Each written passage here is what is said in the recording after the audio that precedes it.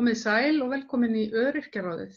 Ég heiti María Pétursdóttir og verð með ykkur innan næsta hálftíman. Og með mér í dag er hún Lilja Björg sem er búin að fara gegnum örorkumat og er að fá synjun hvað eftir annað frá Tryggingastofnun. Velkomin Lilja. Já, hæ. Hæ. Þú hefur tjáð þig þetta inn í Facebook-grúppu sem heitir Öryrkjar Íslands. Já. Og ég hef tekið eftir þér alveg nokkru sinnum þar þegar þú ert að tjá þig þessi mál, af því þú ert bæði náttúrulega bara mjög skýr og skilmerkileg og ert að benda á í rauninni bara dálítið mikla galla í þessu kerfi. Sérstaklega þegar kemur að því að samhangandi afkomu öryggi fólks. Segðu mér aðeins, þú byrjar hvenær í örorkumati? Ferðu gegnum örorkumat fyrst hvað á þínu lækni? Í febrúar á síðasta ári, 2019. Já. Þá byrjaði eitthvað að reyna að sækja endurhæfingu. Já. Og henni var neitað til að byrja með. Örugglega því að bara, ég veit það ekki. Og svo sótti ég örorku af því henni var neitað og þá var örorkunni neitað líka. Þá sótti ég aftur endurhæfingu og kom sér betur fyrir inn í virk. Þá loksins samþykktu þetta. Þannig að þessi endurhæfinguna. Þannig að virk hefur aðstofað þig í rauninni þá til þess að komast, fá samþykkta endurhæfingarlífeyri með því að vera hjá þeim í endurhæfingu. Ég var hjá þeim þangað til einhvern tímann í síðasta haust. Þá útskrifuðu mig sem óvinnufæra. Þá sótti ég í annað skipti örorku og var neitað aftur og sótti þá aftur endurhæfingu. Ég er bara hjá sjúkraþjálfara og geðlækni og eitthvað svona. Og þá var það samþykkt og ég hef verið á því síðan þá og svo fór ég á Kristnes og eftir það sótti ég aftur örorku. Segðu mér aðeins, hvað er á Kristnesi? Er það endurhæfinga? Það er svona svo Reykjalundur, endurhæfingarprógram. Já, þannig að það er eins og Reykjalundur fyrir sunnan á Akureyri. Já. Og já, þá sóttum við aftur örorku og henni var neitað í þriðja skipti. Og segja þér eitthvað á hvaða forsendum þeir synja? Bara endurhæfing telst ekki fullreynd. Já. En samt stendur á læknisvottorðinu mínu, endurhæfing virðist ekki skila neinum árangri.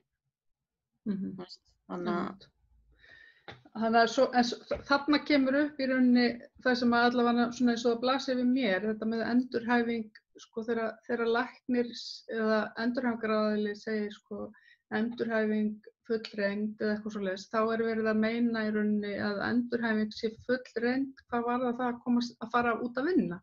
Að þú sért í rauninni ekki, það þýðir ekkert að endurhæfa þig til þess að fara í vinnu. Hins vegar finnst mér svo furðulegt að því að mínu viti eigum við sem nú er ég öryrki og ég hef farið í endurhæfingu og það var ekki til þess að koma mér út á vinnumarkaðinn, það var til þess að koma mér bara í betra stand svo að mér líði betur. Já. Þannig að það er eins og það vanti, þá hugsun vanti algjörlega inn í kerfið. Ég ætla alveg að halda áfram í endurhæfingu þótt ég komist inn á örorku, bara til að halda mig við. Já, einmitt. Og þú ert í einhverju hlutanámi, eða ekki? Jú. Sem er í rauninni kannski partur af þinni örorku líka, þinni endurhæfingu, að vera að gera eitthvað, að vera með einhverja virkni? Jú. En þú færð þú færð í rauninni núna synjun á örorkuna og svo í framhaldi synjun á, er þér hent út af endurhæfingunni líka? Mér var hent út af endurhæfingunni þegar ég sótti örorkuna því að stóð í örorkumatinu eða örorkuumsókninni að endurhæfing væri fullreynd.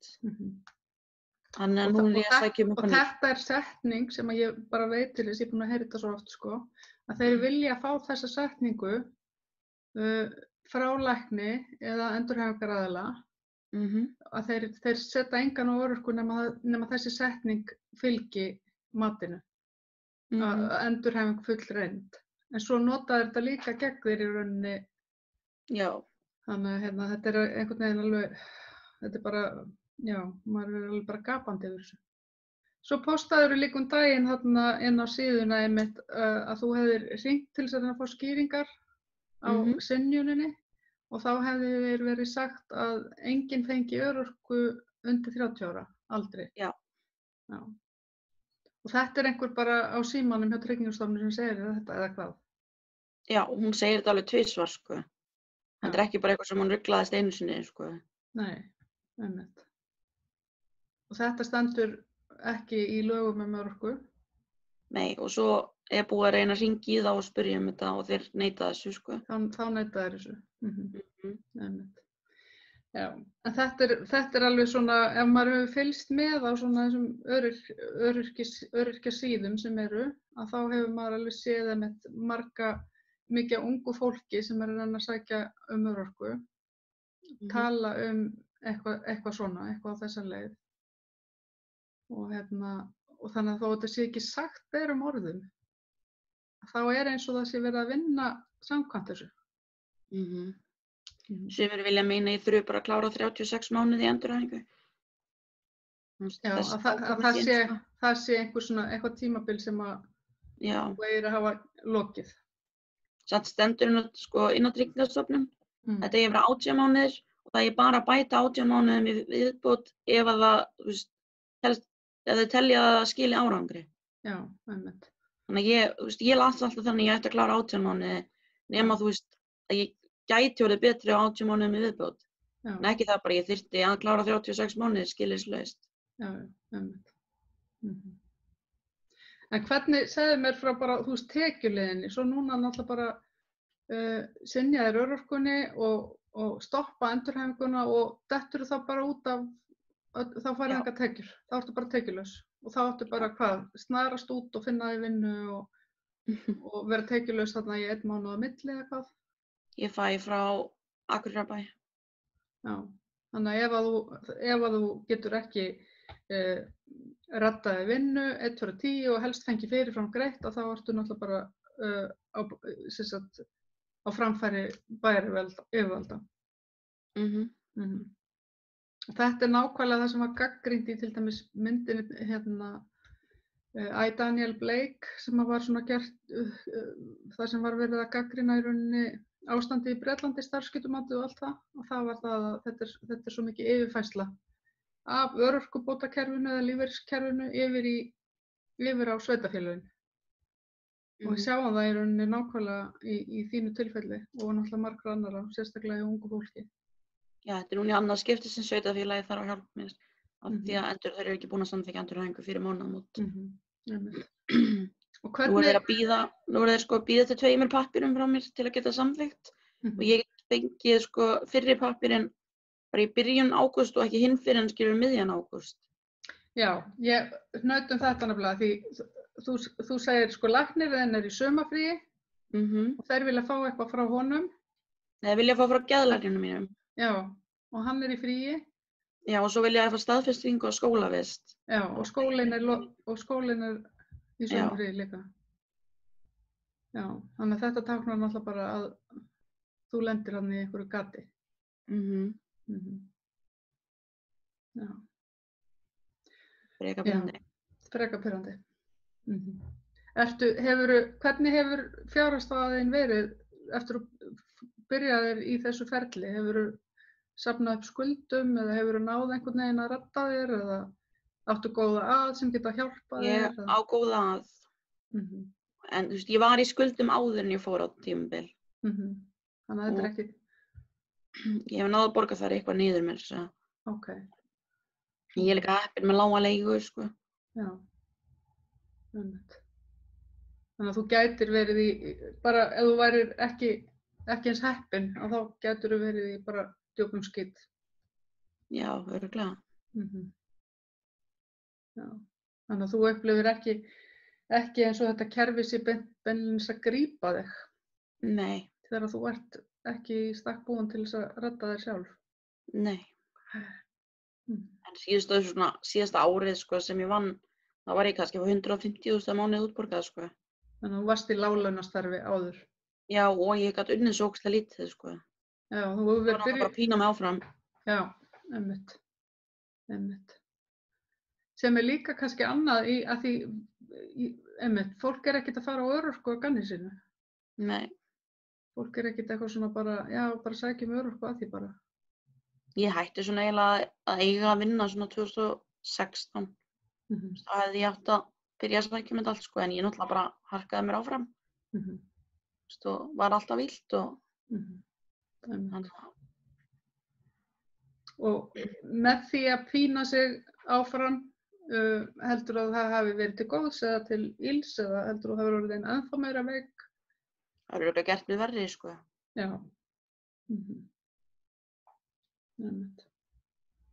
Já.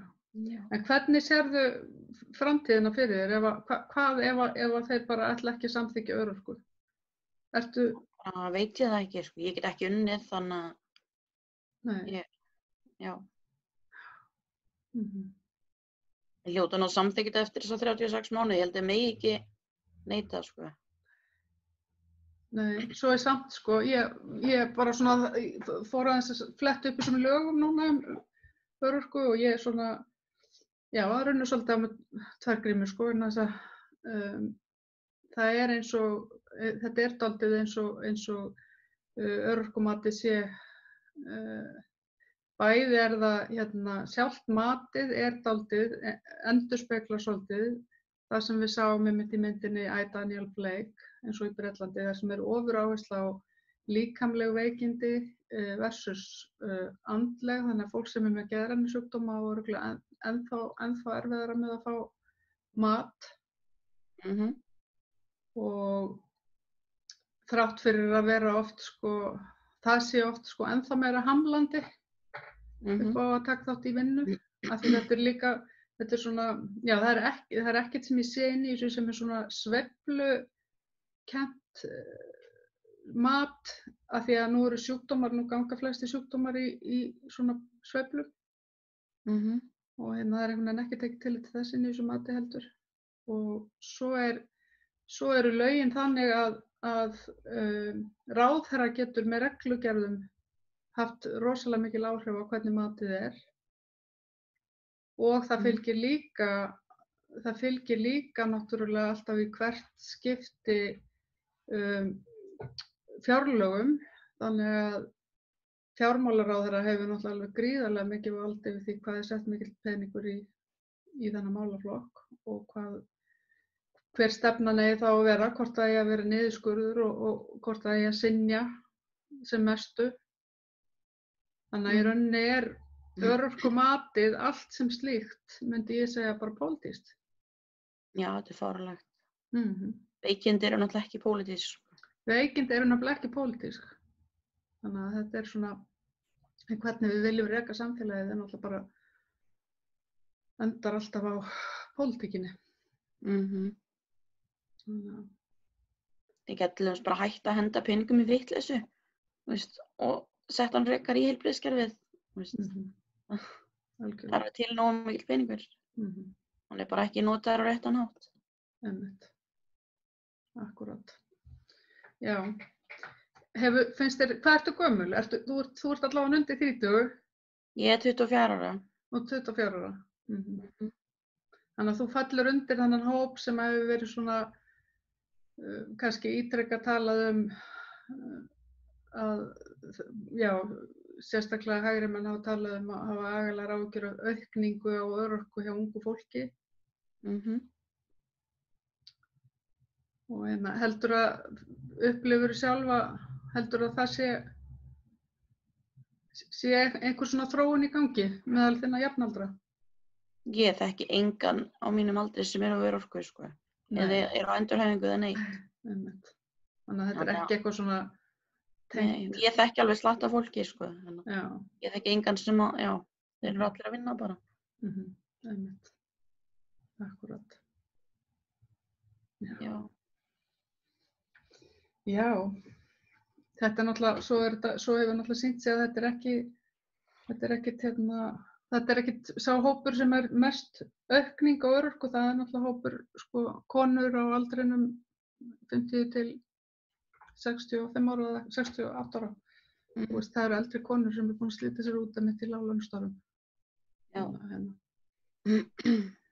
En já, en þetta svo er þetta svona spurning, ég meina, ok, ég skil alveg að vissu leyti það sjónarhorn að reyna að treyna það að ungt fólk fari inn á örorku og snemma ef að það er hægt að endurhæfa það, skilurðu, ef að þú getur farið í endurhæfingu og fengi aðstoð, þá er náttúrulega bara fólk á öllum aldri líka, finnst mér, að þá er að vera hægt að bara fara inn á endurhæfingu og inn í virk og allt þetta og nýta sér þessi batteri og ef að maður getur komist út, fengið þá aðstoð sem maður þarf og náða einhverjum bata og komist út á vinnumarkaðinn aftur, þá er það frábært. En ef að maður er að glíma við eitthvað meira og langvarandi, að þá finnst mér náttúrulega maður að fá sitt break einhvern veginn og líka þá í rauninni að þurfa ekki að standa í þessu stappi að vera alltaf að sækjum. Hvernig upplifir, finnst þér þetta ekki búið að vera svona slítandi ferli? Jú, maður er alltaf að redda einhverjum pappírum. Það er ekki eins og að ég íta við takka og ég fá þessa pappíra í tölvuna. Ég þarf að hringja í lækni og reyna að fá tíma sem er vesen. Svo reynir maður að finna félagsráðgjafa og svo reynir maður að fá vottorð frá geðlækninum og sjúkraþjálfaranum og svo sendir maður þetta inn á 3 mánaða fresti eða eitthvað. Já, þannig að þú þarft alltaf að vera á einhverjum hlaupum frá ATB og reyna að redda einhverju sveittar en redda einhverju, annars bara ertu ekki að fá tekjurnar þínar. Læknirinn minn biður sem alltaf svona 8 mánuði, sko. Og ég held að lengsta tímabilið sem samþykktu var 6 mánuðir einu sinni. Svo held ég að í öll hinskiptin hafi verið 3 eða 4 mánuðir. Ég er búin að lenda einu sinni í því að það kom svona bil á milli og ég þurfti að fá frá sveitarfélaginu. En ég fékk svo útborgað frá Tryggingastofnun bara viku eftir að mánuðurinn byrjaði eða 2 vikum eftir að mánuðurinn byrjaði. Þá þurfti að borga tilbaka, er það ekki, sveitarfélaginu? Er þetta ekki alltaf greitt í lánum líka? Þetta eru lán, jú. Já, Já, þannig að þetta er svona sá barningur sem maður þarf að standa í ef maður ætlar að reyna að komast inn á örorku. Já. Ég er samt búin að kæra þessa ákvörðun hjá þeim. Já. Til úrskurðarnefndar. Já. Hvað tekur það langan tíma?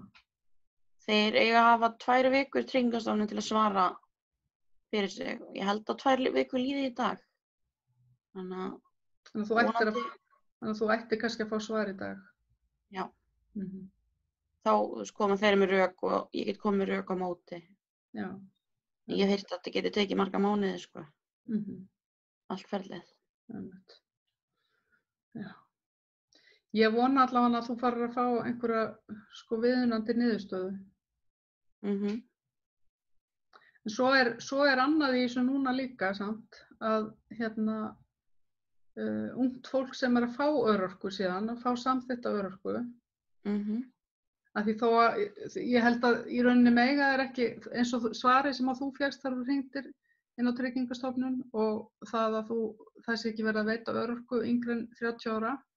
Það er náttúrulega kannski ekkert alveg rétt, við náttúrulega þekkjum alveg dæmi þess að fólk undir 30 ára aldrei hafi fengið örorku en það hefur verið oft eftir mikið stapp og ítrekkaða reynda endurhæfingu og eitthvað slíkt. Þannig að það er svona kannski stefnan hjá þeim að reyna að forðast það að setja ungt fólk og snemma á örorku. En svo virðist vera komin önnur svona vinnuregla sem er að fólk sé bara á örorku í 2 ár í senn og þú þurfir alltaf að endurnýja eftir 2 ár. Já, ok. Og það táknar líka náttúrulega svona afkomu óöryggi og ótta líka við það að reyna sig á vinnumarkaði vegna þess að þá ertu alltaf líka með það á bak við eyrað að ef að þú reynir að fara út á vinnumarkaðin eða reynir að vera í námi eða að gera eitthvað, að þá verður mögulega bara dæmt hæf og missir örorkuna. Í stað þess að gefa fólki séns á því að vera með þessa baktryggingu, örorku og að það hafi frelsi til þess að fara í nám eða vinna. Ég meina það verður með alveg fullt af örorkulífeyrisþegum sem eru í í sko bæði hlutastarfi og fullustarfi. Við erum með 28% af örorkulífeyrisþegum sem eru í vinnu. Við erum með mjög mikið af vinnandi fólki og sumir náttúrulega bara jafnvel í fullri vinnu. Ég þekki alveg örorkulífeyrisþega sem eru eða öryrkjar sem eru í fullri vinnu og fá í rauninni ekkert örorkubætur af því þeir eru bara í fullri vinnu. Þannig að sama hvernig því er snúið, þá held ég að það komi alltaf betur út, sko. Já. En hins vegar skil ég svo mæta vel þennan einmitt ótta við það að ef að þú ert alltaf í mati á 2 ára fresti, svona ört, að þá þorir ekki að reyna þig, af því maður vill náttúrulega vera með einhverja svona tryggingu, framfærslutryggingu. Og ef maður finnur að maður er ekkert full vinnufær alltaf, að þá hefur maður náttúrulega augljóslega áhyggjur af því. Þótt maður geti unnið stundum og stundum þýðir ekki maður getið alltaf. Það kom alveg mánir þar sem maður er betri. Já. Og svo mánir þar sem maður er verri. Já. Svo eins og með háskólanámið. Að þótt að manneskja geti stundum 100% háskólanám þýðir ekki geti unnið. Háskólanám, ég get bara verið í tölvunni, ég get tekið með pásur þegar ég vil, lært þegar ég vil, ég er í fjarnámi, sko. Sem ég þarf ekki að mæta neitt. Ég get stjórnað þessu algjörlega sjálf. Lært þá daga sem ég er góð, sleppt í þá daga sem ég er ekki góð. Og þetta er svo auðvelt af því ég þarf bara að sitja og skrifa og lesa. Og vinna sem ef maður fengi þannig vinnu, þú veist, að þá væri það einhver möguleiki sem að væri mikið, þá væri það einhver svona möguleiki sem að hentar flestum mikið betur. Þeir geta stýrt í hvenær þeir vinna og hvar. Maður þyrfti bara að skila af sér ákveðinu miklu á viku. En það er bara rosa erfitt að finna þannig vinnu, þannig að fæstir sem finna þannig vinnu. Sérstaklega ómenntaðir, sko. Nákvæmlega. Ertu búin að hefurðu náð einhverju að klára eitthvað í háskóla eða hvar ertu Nei, ég var að skipta braut, sko, núna. Já. Eða skipta mér svo skóla, sko. Ég var í HÍ. Já. Og ég gat ekki klára námið mitt á Akureyri, ég hefði þurft að flytja suður. Þannig að ég ákvað að skipta bara nám. Ég er að byrja í HA núna í ágúst. Já. En hvernig, ég sá að þú sagðir að þú væri bara í svona hlutanámi sem þú mættir verið í. Máttu ekki vera í meira en eitthvað X námi að þú ert í endurhæfingu?